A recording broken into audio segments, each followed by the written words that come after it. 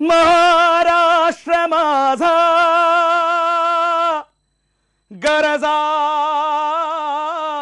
महाराष्ट्र माझा जय जय महाराष्ट्र माझा गरजा, महाराष्ट्र माझा रेवा वरदा कृष्ण कोयना भद्रा गोदावरी एकपणाचे भरती पाणी मातीच्या घागरी भीमथडीच्या तटानाया, भीमथडीच्या तटानाया यमुनेचे पाणी पाजा जय महाराष्ट्र माझा, जय जय महाराष्ट्र माझा गरजा, महाराष्ट्र माझा भीतीन आम्हा तुझी मुळीही गडगडणाऱ्या नभा आसमानीच्या सुलतानीला जबाब देती जिभा सह्याद्रीचा सिंह गर्जतो, सह्याद्रीचा सिंह गर्जतो शिवशंभू राजा दरी दरीतून नाद गुंजला महाराष्ट्र माझा। जय महाराष्ट्र। नमस्कार, मी राजेंद्र हुंजे। नंदेश, स्वागत तुझं या कार्यक्रमात खूप खूप। आपण बघितलं की सुरुवातच नंदेशनी शाहीर साबळेंच्या गरजा महाराष्ट्र माझा याच्याने केलेली आहे। आज कामगार दिन देखील आहे, महाराष्ट्र दिन आहे आणि यासोबतच संयुक्त महाराष्ट्राच्या लढ्याला कामगार चळवळीची एक मोठी घट्ट अशी वीण जोडलेली आहे, घट्ट असं नातं आहे। त्यामुळे शाहिरी, पोवाडा, कामगार चळवळ याचं नातं काय आहे, याचं नातं कसं दृढ होत गेलं, ह्या शाहिरीतून, शाहिरीच्या महाराष्ट्रातल्या परंपरेतून आपण आज सांगणार आहोत। नंदेश आपल्या सोबत आहे। नंदेश, शाहीर साबळेंच्या या शाहिरीनी, पोवाड्याने तू सुरुवात केलीस का? बिलकुल बिलकुल। काय सांगशील या चळवळीविषयी? कारण एक नातं आहे घट्ट, घट्ट नातं। एक तर फार पूर्वपार जे काही शाहिरांनी जी चळवळ उभी केली, मी असंख्य चळवळी झाल्या किंवा शिवकालीन संस्कृतीपासून जर शाहिरांचा जर तू आलेख पाहिलास तर प्रत्येक एका चळवळीसाठी स्वराज्याच्या, हेही स्वराज्यच होतं, हे राज्य जिंकण्यासाठी या मंडळींनी सगळ्यांनी एकत्र, तेव्हा शाहिरांनी आपली प्रामुख्यानं भूमिका बजावलेली आणि शाहीर आणि लोककलावंतांनी प्रामुख्यानं ही बजावलेली आणि त्याचाच आपल्याला प्रत्यय संयुक्त महाराष्ट्राच्या लढ्यामध्ये सगळ्यांना पाहायला मिळाला। जेव्हा अमर शेख होते, अण्णाभाऊ साठे होते, गव्हाणकर होते, आमचे आत्माराम पाटील अंपा होते, शाहीर साबळे होते, ही बडी बडी मंडळी होती, विठ्ठल उपस्थित सगळी सगळी शाहीर मंडळी होती, सगळ्यांनी एकवटून जीव एकवटत, म्हणजे तू म्हणालास ना की चळवळ आणि शाहिरी आणि लोककला यांचं घट्ट नातं आहे, तसं घट्ट नातं होतं अमर शेखांचं आणि अण्णाभाऊंचं। त्या लेखणीतनं आणि त्या शब्दातनं सुरांची जी साथ होती, तो बुलंद आवाज आणि लेखणीची धारदार ती लेखणी, म्हणजे आवाजामध्ये पण तलवाराची धार होती आणि लेखणीतही होती आणि त्याच्यामुळे कदाचित तिकडं भाग पडलं लोकांना आणि ते लोकांच्या हृदयात असं काय म्हणूया आपण, एक एनर्जी लोकांना देण्याचं काम या चळवळीच्या माध्यमातून या मंडळीने उभं केलं। म्हणजे आता तू चळवळीचा मुद्दाच काढलायस म्हणून की अण्णाभाऊंची एक छान पोवाडा अण्णाभाऊंनी लिहिलेला होता, तो कामगार चळवळीशी निगडीत, जो बाबांनी गायला, विठ्ठल उमपांनी। बिलकुल। की एक कामगार मुंबईत कामाला असताना गावाला जातो आणि तिथून एसटी मधून बसून निघाल्यानंतर त्याची बायको त्याला सोडायला येते। बिलकुल। माझी मैना गावाकडे राहिली, याच्यातनं काय प्रतीत होत होतं? म्हणजे त्या शाहिरीतलं येतच आहे, पोवाड्यातनं येतच आहे। बिलकुल। एक तर काय की महाराष्ट्रापासून वेगळं सगळे महाराष्ट्रात आणावे, गोवा, डांग, उमरगाव, ही मालकी दुजाची झाली होती, ती सगळी एकत्र आणण्यासाठी अण्णांनी हे गीत लिहिलं होतं आणि अण्णांना मुंबई ही एक भाषिक राज्य झालं पाहिजे अशी त्यांची इच्छा होती, असं त्यांची लेखणी होती। एक अशिक्षित माणूस पण इतका उच्च कोटीचा विचार करू शकतो, तर ती लेखणी, ते गाणं आणि बुलंद आवाज अमर शेखांचा, म्हणजे असं आकाश फाडून भेदून जाणारा आवाज, तो ती माझी मैना गावाकडे राहिली आणि माझ्या जीवाची भती अकायली, की सगळे दूर राहिले, सगळी माझी मैना मला पाहिजे, ती परत माझ्याजवळ आली पाहिजे, मी तिच्यापासून दूर आहे, मुंबई महाराष्ट्रापासून ती आली पाहिजे, सगळे दूर आहेत, ती सगळे आले पाहिजेत, ही भावना त्यात नव्हती ती। आणि विठ्ठल उमपांनी त्याला स्वरसाथ आणि बाबांनी, मी तुला खरं सांगतो की अमर शेखांनी ही तेव्हा गायली, अमर शेखांनंतर खऱ्या अर्थानं जर ती जगवली असेल, माझे बाबा म्हणून नाही, मी त्यांना कधी माझे बाबा म्हणून बघितलं नाही, एक कलाकार म्हणून, एक निस्सिम भक्त म्हणून कलेचा मी बघत आलोय, कारण घरी कमीच वावर, पण स्टेजवरच आमचं घर असायचं। तर त्या माणसाने गेली 40 वर्ष ही छक्कड म्हणजे लावणीचा हा प्रकार आहे. ही छक्कड गेली 40 वर्ष अण्णांनंतर अमर शेखांनंतर ती तेवत जिवंत ठेवली. ठेवली. खरं आणि आहे. मला असं वाटतं मलाही ती पुढे न्यायची आहे. कारण आजच्या येणाऱ्या पिढीला हे कळलं पाहिजे आमचा महाराष्ट्र कसा मिळाला, कसं काय काय याने बलिदान दिलं, 105 हुतात्मे कसे बळी गेले आणि त्यांनी काय आपल्या जीवाचं रान करून या महाराष्ट्राला, या मुंबईला परत एकदा मिळवलेलं आहे. हरकत नाही. तर आपण ऐकूया. माझी मैना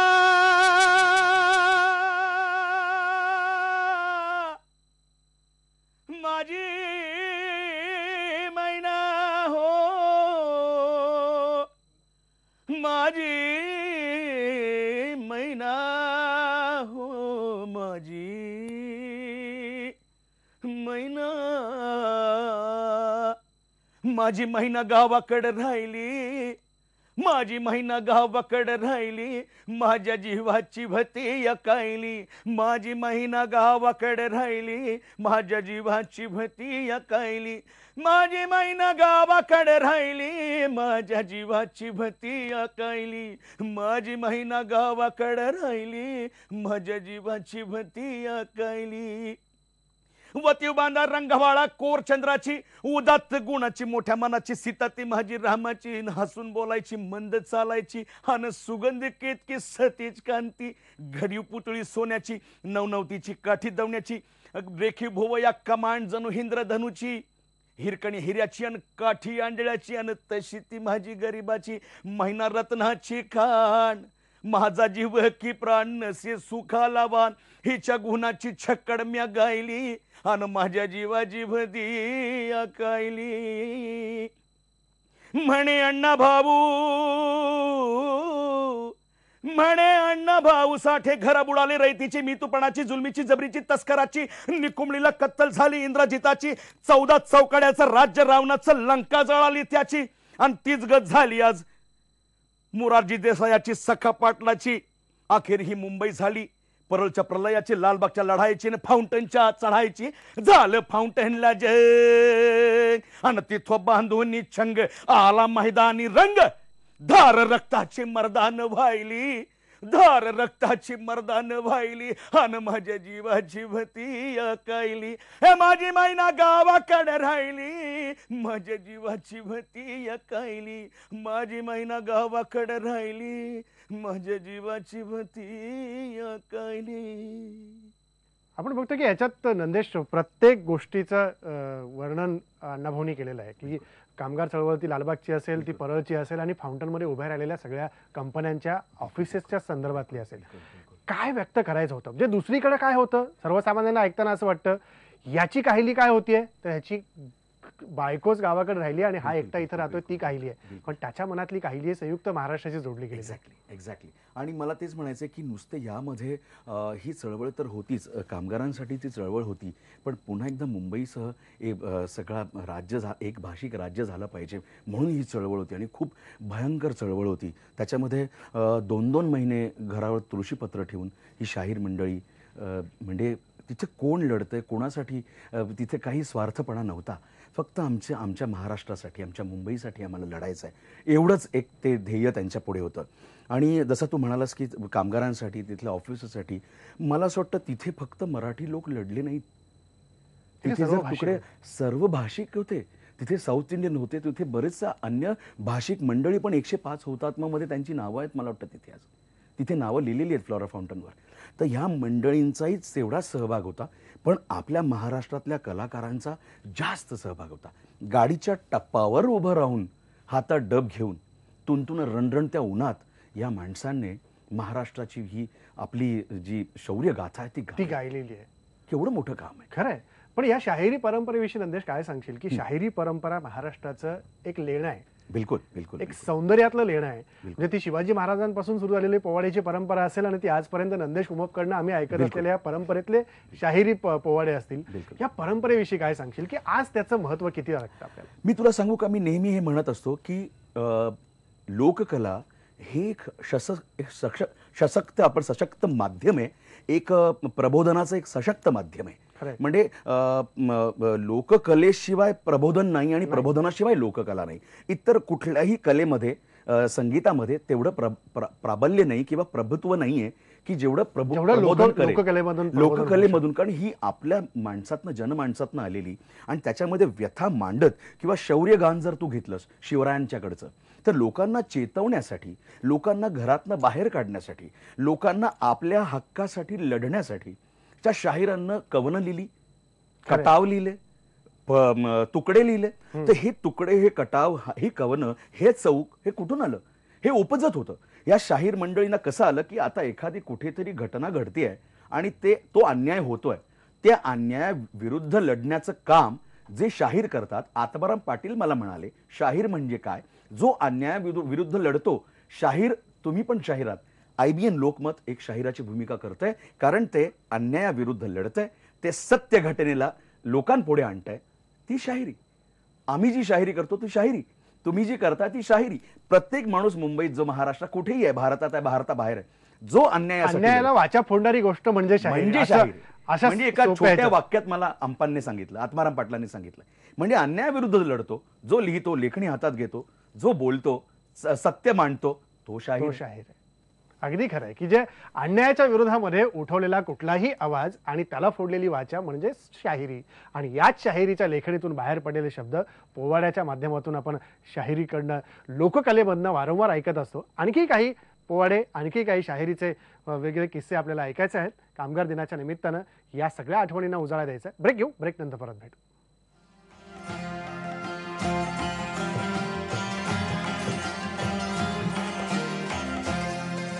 ब्रेक नंतर स्वागत तुमचं. नंदेश आपल्या सोबत आहे. नंदेश, मगाचपासून शाहिरीचा प्रत्येकाचा आनंद आपण घेतोय, पण आणखी एक मला इथे आठवतं ते अण्णाभाऊंच्या एका पोवाड्याविषयी. त्यांनी असं, आता मगाशी तू त्यांचं सादर केलंस, लावणी सादर केलीस, पण या पुढे जाऊन अण्णाभाऊंनी ज्या मुंबईचं वर्णन केलंय, आजही आपण मुंबई बघतो. मलबार हिलच्या भागातली मुंबई असेल, वाळकेश्वरच्या भागातली मुंबई असेल, किंवा लालबाग परळ पासून आपण खाली खाली जात असताना दिसणारी मुंबई असेल, बरोबर, धारावीच्या भागात दिसणारी मुंबई असेल, या सगळ्याचं वर्णन करताना अण्णाभाऊंनी आपल्या एका पोवाड्यामध्ये असं लावणीमध्ये दाखवून दिलं. काय म्हणतात अण्णा? अगदी जसं मला आठवतं ही लावणी वाचताना आणि हे करताना, तर पठ्ठे बापूराव जसं पवळा तिला घेऊन आले ते मुंबई फिरायला, की मुंबई बडी बाका किंवा जसं टाईप ते गाणं लिहिलं होतं, तर ते सुंदर त्याचं वर्णन केलं होतं. पण अण्णांनी वास्तववादी लिहिलं. आणि वास्तववादी लावणी ती कशी होती आपण ऐकूया. अरे मुंबईत उंचावरी, अन मुंबईत उंचावरी मलबार हिल इंद्रपुरी, कुबेराची वस्ती तिथं सुख भोगती, कुबेराची वस्ती तिथं सुख भोगती. परळात राहणारे रातंदिस राबणारे, परळात राहणारे रातंदिस राबणारे, मिळल ते खाऊन घाम घाळती नारी ग. हे हे जीर जीर हे जी जी. Grand road, Gokhale road, Sands road, Vincent road, असे किती रोड इथं नाही गणती. गल्ली बोळ किती आत नाक्यांचा नाही अंत, गल्ली बोळ किती आत नाक्यांचा नाही अंत. अरबी समुद्राचा वेळा हिच्या भवती नारी ग. अरे आगीन गाडी, मोटार गाडी, विमान घेते उंच उडी, आगीन गाडी, मोटार गाडी, विमान घेते उंच उडी, टांग्यांची मरती घोडी रस्त्यावरती. किती चांगलं वर्णन केलंय अण्णांनी. हातगाडी हमालाची भारी गडबड खट्यारीची, हातगाडी हमालाची भारी गडबड खट्यारीची, चाले धडपड वाहतुकीची, रिघ लागती नारी ग. हे हे जीर जीर हे जीर जीर हे जी जी. म्हणजे अण्णांनी हे लावणीतलं वर्णन इतक्या वर्षापूर्वी करून ठेवलंय. ती मुंबईची परिस्थिती आजही तशी आहे. आजही तशी. म्हणजे किती दूरदृष्टीची समोर ठेवून हे लेखणीतनं शब्द बाहेर पडलेत आपल्याला लक्षात येतं. अगदी जसं आपण म्हणतो की आज बेळगाव, बरोबर आहे, खरंय, आज बाहेर आहे, लोक भांडतायत, आज आपण तिकडची मंडळी आपल्या प्रतीक्षेत आहेत की आपण केव्हा त्यांना हात देतो आणि केव्हा त्यांना आपल्यात सामावून घेतोय. आज तीच परिस्थिती आहे. तेच आम्हाला गावं लागतंय तिकडे जाऊन. तिकडची मंडळी म्हणतायत की नंदेश इकडे या, तुम्ही कधीतरी इकडे पण येऊन. म्हणजे या सगळ्या संयुक्त महाराष्ट्राची आस आजही बाहेर राहिलेल्या लोकांना लागून राहिलेली आहे, ताजी आहे, आजही कुठे पूर्ण झालेली आहे. खरंय. जसं तू आता अण्णांची ही लावणी सादर केलीस, अमर शेखांनी पण असंच वर्णन केलेलं असेल आपल्या वेगवेगळ्या. बिलकुल बिलकुल. ही मंडळी आहेत ना, या मंडळींनी चळवळीशिवाय किंवा जनजागृतीशिवाय कधी मला वाटत नाही विचार केलाय. आपल्या घरच्यांचाही विचार केलाय की नाही मला माहित नाही, पण इतकं वाहून घेतलेली ही मंडळी, शाहीर मंडळी. एका गाण्यात तर अमर शेख असं म्हणतायत, त्यांचं एक गाणं आहे आणि कोळी ह्याच्यात त्या वल्लव चालीमधलं गाणं आहे. मी तुला म्हणून दाखवतो, खूप छान त्याचा अर्थ आहे. पण तो प्रतिकात्मक आहे आणि लोकांना जागरूक करण्याचा आहे की आता किनाऱ्यावर लागायचं आहे आपल्याला. चला तयारी करा. होशियार! हे सुटला वादली वारा, हे सुटला वादली वारा, नाव वल्लभ जोमाने जरा. हे सुटला वादली वारा, नाव वल्लभ जोमाने जरा. चल गाठो किनारा, गाठो किनारा, गाठो किनारा रे. हे चल गाठो किनारा, गाठो किनारा, गाठो किनारा रे. हो सुटला वादली वारा. पुढे अण्णा असं म्हणतायत अमर शेख, उजवीला महागाई बेकारीच खड. म्हणजे महागाईचा उल्लेख पण त्यांनी केला. त्याच्यातही आहे बसल धड, अरे नेऊन ठेव थोडं मशाल धड. बसल धड, एकीच दीप कुठं दिसतंय का हुडक. एकीचं दीप कुठं दिसतंय का हुडक. आजही बेकी आहे, आजही बेकी आहे, आजही बेकी. आज आपण आपसातच भांडतो मराठी माणसं. एकीच दीप कुठं दिसतंय का बघ वल्लभ झड. अरे तिकडं बी पाऊस गारा. आज पण गारपीट चालू आहे. क्या बात आहे. तिकडं बी पाऊस गारा, जणू मशीन गंत्यात वारा. चल गाठो किनारा, गाठो किनारा, गाठो किनारा रे. हे सुटला वादली वारा. मग वादली वारा हा कुठला आहे. खरं आहे. म्हणजे हे या प्रत्येक गोष्टीचं वर्णन अमर शेखांनी या गाण्यातनं केलेलं आहे. त्या दूरदृष्टीने प्रत्येक शब्द त्यांनी लिहिलेले आहेत की आपण बघतोय की शाहिरीला किती मोठा अर्थ या सगळ्यामध्ये आहे. शाहिरीच्या त्या शब्दाला किती किंमत आज ऐकताना आपल्याला दिसून येते. गारपिटीचा उल्लेख अमर शेखांच्या त्या गाण्यात आहे आणि एकीच बेकी आज कशी होते याचाही उल्लेख त्याच्यात आहे. हे सगळे संदर्भ अजूनही आपल्याला पाहिजेत. ब्रेक घेऊ, ब्रेक नंतर परत भेटू.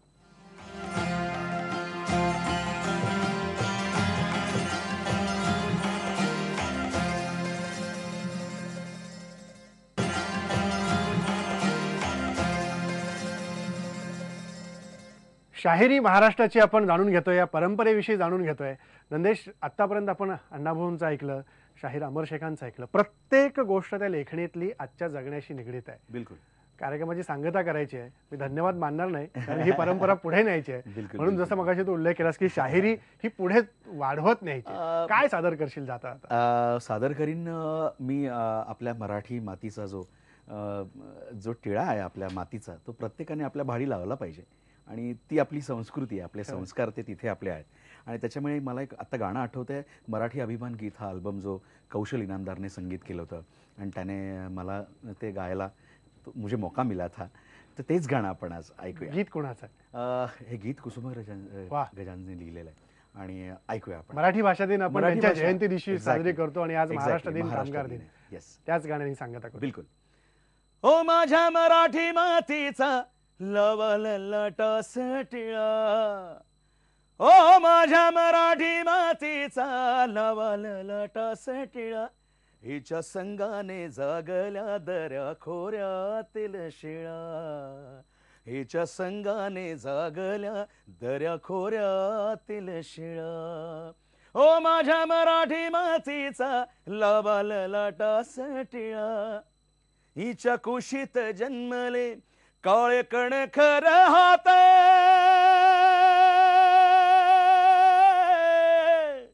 हिच्या कुशीत जन्मले काळे कणखर हात. त्यांच्या दुर्दम्या धीराने केली मृत्यूवरी मात. नाही पसरला कर कधी मागायास दान. हिच्या संगाने जागल्या दऱ्या खोऱ्यातील शिळा. ओ माझ्या मराठी मातीचा लावाल लाटास टिळा, माझ्या मराठी मातीचा लावाल लाटास टिळा.